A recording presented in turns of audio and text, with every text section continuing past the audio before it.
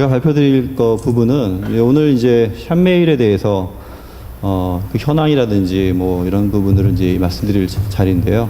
왜 우리가 이런 그 제도를 만들었는가에 대해서 좀 잠깐 설명을 드리도록 하겠습니다.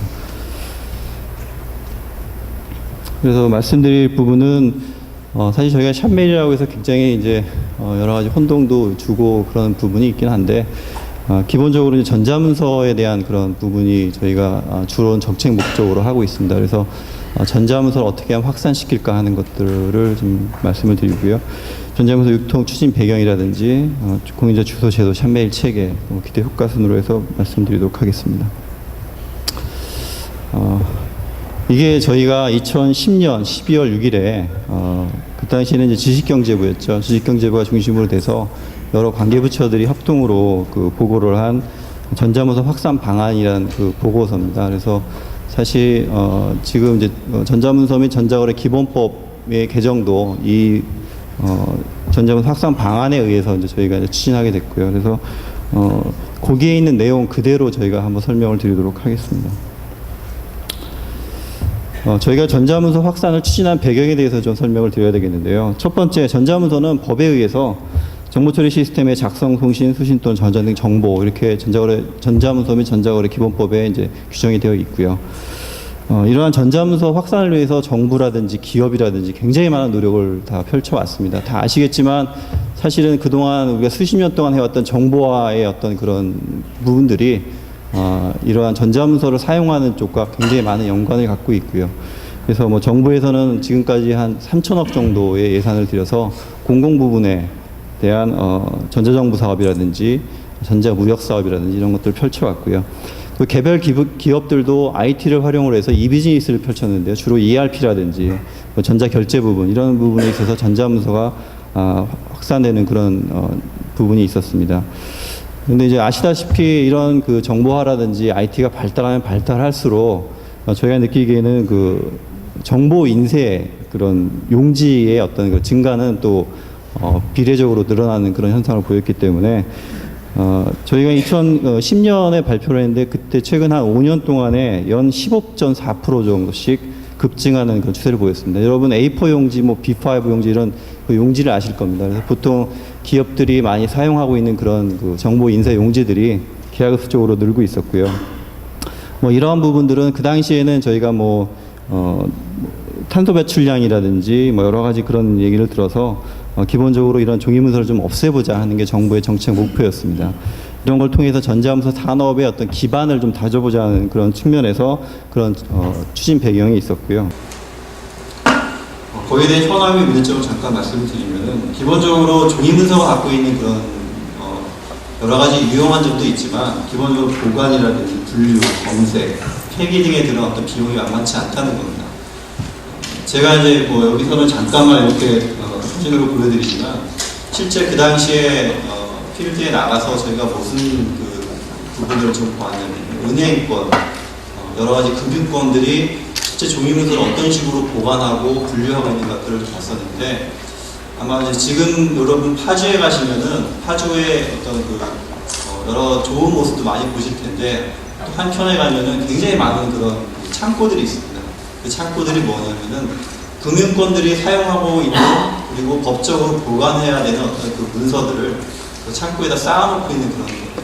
그래서 파주가 출판단지이기도 하면서 종이문서의 어떤 집적지 역할을 지금 하고 있는 상황입니다. 근데 거기까지 보시면은 그림을 잠깐 보시는 것과 같이 창고 설비 유지를 위해서 굉장히 많은 비용이 들지만 그 보관 상태가 사실은 양호하지가 않습니다. 그래서 저희가 이제 종이문서 사용의 어떤 급증에 따라서 비효율성들이 급증하고 있다는 것들을 알 수가 있었고요. 특히 공공 부분이라든지 금융, 교육, 보건 부분 이런 부분을 중심으로 해서 그 당시 공수년도에 총 425억 장 정도가 종이문서가 사용되고 있습니다. 그래서 이런 부분에 대한 어떤 종이문서 감소가 좀 필요하다 하는 게 정책 목표였고요. 그리고 또 하나가 기술이 굉장히 발전을 함에도 불구하고 그런 기술을 따라가지 못하는 제도라든지 법규가 분명히 존재하고 있었습니다. 전자문서 관련 여러 가지 그 관련 기술이 있었지만 디지털 서명에 대한 부분은 상당히 여기서 많이 논의가 되고 있는 디지털 서명만 우리가 인정하는 법적으로 인정하는 그런 문제가 있었기 때문에 그런 일반 전자 서명도 인정해보자 하는 그런 부분도 그때 정책에서 보고가 됐었고요. 그리고 종이 문서만 원본으로 인정하는 그런 체계를 바꿔보자 해서 전자 문서를 인정한다든지 뭐 이런 그러면서도 종이 문서를 따로 보관해야 되는지 이런 것들을 정책적으로 좀 저희가 지향하고자 했었습니다. 그리고 제일 중요한 게 전자문서가 왜 이렇게 확산이 안 될까 저희가 많이 생각을 했는데 결국 인식 부족이 아닌가 이런 생각이 들었어요. 그래서 정부나 기업이 뭐 전자결제 시스템을 구축했다고 하지만 대부분 보면 서면 중심의 보고라든지 회의 등에도 사실 종이 문서를 지속적으로 사용하고 있다든지 이런 부분이 있었고요. 또 이메일 사용이 좀 보편화되는데 불구하고 뭐 여러 가지 보안이라든지 성수지 확인 문제 이런 것들이 있어서 저희가 한 이동통신사의 청구서를 좀 살펴봤더니 우편 청구서가 전자 청구서보다 압도적으로 많은 것을 그 당시에 확인할 수 있었습니다. 그리고 각종 증명서라든지 뭐 시험 성역서 이런 것들을 사실 전자적으로 발급은 합니다. 발급은 함에도 불구하고 실제로 제출할 때에는 종이 문서가 원본이 돼서 종이 문서를 제출한 관행이 여전히 존재를 했었고요. 그래서 전자문서에 대한 어떤 인식이라든지 전자문서 유통 인프라든가 이런 것들을 보호할 필요가 있었다 이렇게 말씀드릴 수가 있고요. 전자문서가 갖고 있는 어떤 가독성 구조로 해서 종이가 계속 소비되는 가능성도 일어나고 있었습니다. 그래서 그 당시에 2010년 12월 달에 저희가 보고하면서 잡은 정책 목표는 여러 가지 사항들을 반영을 해서 2015년도까지 전자문서 사용을 한 50% 정도까지 확대를 해보자 하는 그런 정책 목표를 가졌고요. 그래서 추진 과제로 전자문서 기술 발전에 부응하는 법제도를 개선해보는 것과 전자문서 유통 기반 강화, 전자문서 활용 확산 인식 개선, 전자문서 산업 발전 기반 구축 이런 것들을 추진 과제로 삼았습니다. 법적 개선 부분은 앞서 잠깐 말씀드렸는데 전자서명의 법적 효력 확대입니다. 그래서 일반 전자서명에 대한 부분을 좀 인정하자는 그런 노력이었고요. 그래서 저희가 공인증서로 대별되는 우리나라의 디지털 서명 제도를 일반 전자서명까지 확대하려고 하는 노력을 했었죠. 그다음에 이제 그런 걸 통해서 뭐 전자서명법이나 전자거래 기본법을 개정하려는 노력도 있었습니다. 그리고 두 번째가 유통 기반을 확산하는 거였습니다. 그래서 공인 이메일 사서함 제도를 그 당시에는 이제 얘기를 했었고요. 그래서 이메일 전자문서에 대한 수신 도달 내용 증명을 효력을 제공을 해서 실제 종이 문서를 출력하지 않고 모든 거래가 완성되도록 하는 그런 노력을 저희가 펼쳤습니다. 거기에 따라서 실제 이런 것들을 해줄 수 있는 중개자 제도도 저희가 도입을 하게 됐었고요. 그리고 활용 확산이라든지 인식 개선을 위해서 저희가 공공기관의 행정 관행이라든지 제도 개선 이런 부분을 좀 얘기를 했었습니다. 그래서 그 R&D 사업이라든지 뭐 이런 부분에 발주하고 관리를 전자문서로만 처리되도록 한번 규정을 개선해보자 하는 그런 노력도 있었고요. 공공기관에 발급하는 각종 종이 증명서를 전자문서로 전환한다든지 전자 간행물 이런 부분도 이제 전자 기록물 보관을 허용하는 그런 쪽으로 이제 유도를 했었습니다. 그리고 국가 간의 어떤 거래에 있어서도 전자문서 유통 확산을 좀 저희가 추진을 했었고요. 그리고 국민 어떤 인식 제고를 위해서 항상 저희가 이제 그 페이퍼리스 포럼이라든지 이런 것들을 해마다 좀 펼쳐온 바 있습니다. 그리고 전자문서 확산 방안의 이제 산업발전 기반 구축으로 전자문서 보안이라든지 관리 방안 마련 그리고 표준화 제고 이런 부분도 저희가 노력을 경주했었고요. 신뢰성이라든지 뭐 가독성 제고를 위해서 기술 개발하는 부분도 사실 그 정책에 포함되어 있었습니다.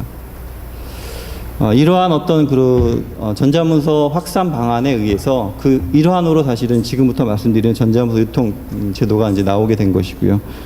지금부터 전자문서 유통 추진 배경과 경과에 대해서 잠깐 말씀을 드리도록 하겠습니다. 아시다시피 정보 양은 계속 증가하고 있습니다. 그리고 정보를 전달하는 매체도 꾸준히 발달을 하고 있고요. 뭐 예전에 뭐 봉화부터 시작해서 최근에는 뭐 모바일 폰까지 굉장히 많은 어떤 정보 매체의 전달 수단들이 있는 걸 알 수가 있고요. 사실 이제 종이 문서가 지금 인류 역사상 가장 그 대표적인 정보의 전달 매체가 아닌가 생각됩니다. 하지만 IT가 이렇게 발전함에도 불구하고 종이 문서가 갖고 있는 매력이 분명히 있긴 있습니다. 그래서 그런 부분에 대한 것들을 차치하더라도 기본적으로 종이 문서가 갖고 있는 비효율성은 존재하기 때문에 그런 부분은 저희가 좀 말씀을 드릴 수가 있고요. 그리고 기본적으로 신뢰할 수 있는 전자적 유통 수단이 사실은 굉장히 필요하지 않았나 그 당시에 생각을 했습니다. 그래서 전자문서 유통을 위한 그 개별 시스템 간의 그 낮은 호환성 문제라든지 고비용 발생 문제, 즉 이게 그 당시에 이제 이메일을 제외하고 EDI라든지 이런 부분이 있었는데 이제 그런 부분이 갖고 있는 어떤 그런 문제점이 좀 있었고요. 그리고 대부분 보면은 EDI는 대기업 간 거래가 상당히 많습니다. 그래서 그 업종, 지역, 생산, 구매 등 이런 분야별로 인해서 어떤 특정 시스템에 종속되는 문제가 좀 있었고요. 그리고 모든 시스템 연계할 수 있는 표준화된 전자문서 유통 체계가 좀 필요하다 하는 게 그 당시 생각이었습니다. 그리고 이제 이메일과 저희가 많이 생각을 했는데요. 이메일을 사실은 사용하지 말자는 게 아닙니다. 근데 이제 이메일이 갖고 있는 어떤 여러 가지 특성으로 인해서 뭐 본인 확인 문제라든지 부인 방지 문제라든지 이변조 내용 뭐 유출 문제라든지 스팸 문제라든지 그다음에 증명 문제라든지 여러 가지 이런 것들이 할 수 없는 건 아니지만 여러 가지 측면에서 조금 차이가 있지 않았나 그런 생각이 듭니다. 그래서 그런 부분을 저희가 이해하고 있었고요. 그래서 좀 전에 말씀드린 바와 같이 2010년에 전자문서 확산 방안을 통해서 2012년 6월 달에 전자문서 및 전자거래 기본법이 이제 개정이 되었습니다.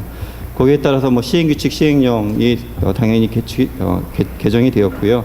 2012년 12월 달에 공인전자문서 중개자가 지정이 시작되었습니다. 그래서 올해 5월에 저희가 중개자를 한 7개 정도 지금 이 활동 중에 있습니다.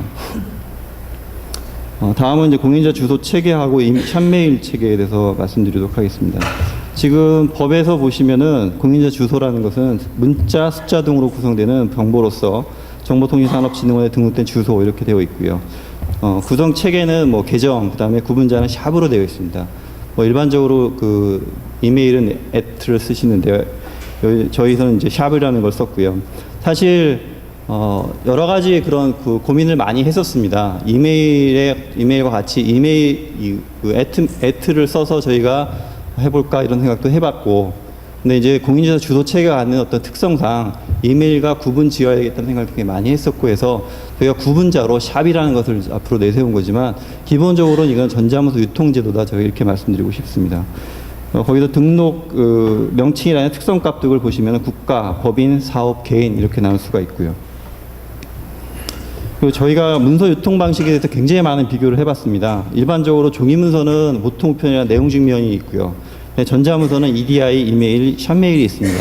그래서 이러한 부분에 대해서 문서 종류라든지 신속성, 편리성, 보안성, 발신자, 수신자 본인 확인 문제, 그다음에 수신 확인, 열람 확인, 뭐 주소 체계, 개방성, 송수신 증명이라든지 법적 추정효 부분까지 저희가 이제 감안을 했을 때 샵메일을 사용하는 게 주요 문서를 송수신하는 데 굉장히 편리하겠다 하는 그런 것들을 말씀드릴 수 있겠습니다. 요거는 이제 저희가 기술적인 서비스 비교를 한 그런 내용인데요. EDI 부분, 그 다음에 이메일 부분, 그 다음에 샵메일 부분이 되겠습니다. 그래서 요거는 장표로 대신하도록 하겠습니다.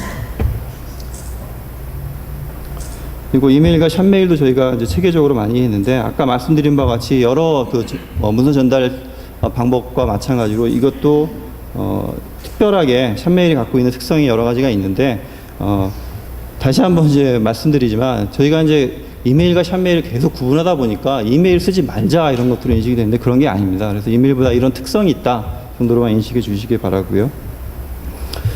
등록 체계는 저희가 이제 공인중개사 주소제도의 등록 관리 기관입니다. 그리고 등록을 대행할 수 있는 그런 중개자들을 주 밑에 두고 있고요.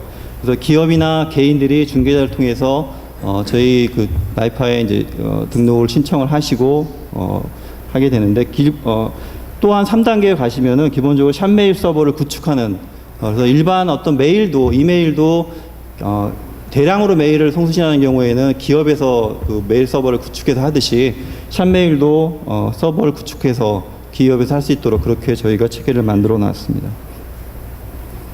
이거는 저희 샵메일에 대한 프로세스 나이파에서 하고 있는 그런 내용이고요. 이건 장표로 대신하도록 하겠습니다. 기대 효과는 기본적으로 저희가 샵메일을 서비스를 이용함으로 인해서 나타난 효과인데요. 문서 유통의 시간 단축으로 인해서 업무 효율이 향상된다든지 비용 절감에 의한 경제적 효과, 그리고 문서 유통의 이력이라든지 이런 부분이 보관, 증명 등으로 인해서 업무 투명성이 향상된다든지, 원치 않은 정보 및 보안 사고로부터 안전하게 보호할 수 있다든지 여러 가지 그런 장점이 있는 것으로 말씀드릴 수가 있겠습니다. 시황에서 간단하게 저희 그 샵메일의 어떤 제도의 추진 배경이라든지 샵메일 제도에서 그런 부분을 말씀드렸고요. 다음 토론 이어가도록 하겠습니다. 감사합니다.